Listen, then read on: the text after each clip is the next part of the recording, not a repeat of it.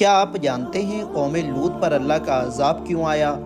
اور ان لوگوں نے ایسا کون سا گناہ کیا جو اس سے پہلے کسی قوم نے نہیں کیا؟ اور حضرت لوط علیہ السلام کون ہیں؟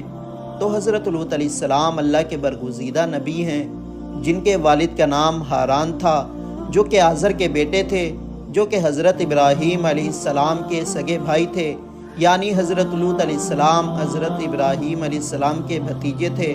آپ حضرت ابراہیم علیہ السلام پر سب سے پہلے ایمان لانے والوں میں سے ہیں، اور جب حضرت لوط علیہ السلام کے والد کا انتقال ہو گیا تو آپ اپنے چچا حضرت ابراہیم علیہ السلام کے ساتھ ہی بابل میں رہے، اور پھر حضرت ابراہیم علیہ السلام کے دعا کرنے پر حضرت لوط علیہ السلام کو نبوت ملی اور آپ کو سدوم کی طرف جانے کا حکم ہوا۔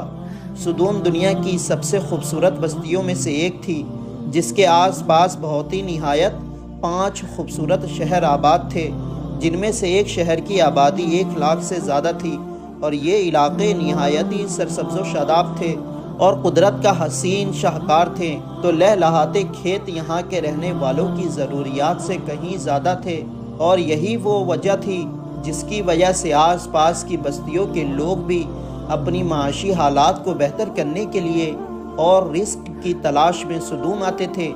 مگر یہ بات اہل سدوم کو بالکل بھی پسند نہ تھی۔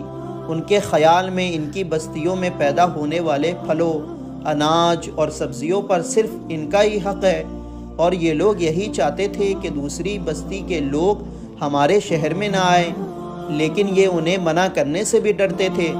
تو ایک دن سدوم کے لوگوں نے باہر سے آنے والے لوگوں کو روکنے کے لیے ایک میٹنگ بیٹھائی کہ اتنے میں ابلیس ایک بزرگ کی شکل میں ان کی محفل میں آیا اور کہا، تم ان سے پیچھا چھڑانا چاہتے ہو تو میرے کہنے پر عمل کرو۔ اجنبی بزرگ کی یہ بات سب نے نہایت توجہ سے سنی اور بتانے کی ضد کی، تو ابلیس نے کہا کہ کل بتاؤں گا۔ دوسرے دن ابلیس ایک خوبصورت نوعمر لڑکے کی شکل میں آیا اور انہیں اپنی عورتوں کے بجائے مردوں کے ساتھ بدفعلی کرنا سکھایا۔ اس طرح ابلیس کے کہنے پر اس برے کام کو ان لوگوں نے شروع کر دیا، اور انہوں نے شیطان کے کہنے پر ایک ایسا گناہ ایجاد کیا جس کا اولاد آدم میں اس سے پہلے کسی کو خیال تک نہیں آیا تھا۔ اور جب بھی کوئی مسافر ان کے شہر میں آتا تو یہ لوگ ان مردوں کے ساتھ زبردستی برے کام کرتے۔ اس طرح ان لوگوں کو مردوں کے ساتھ بدفعلی کرنے کی عادت پڑ گئی۔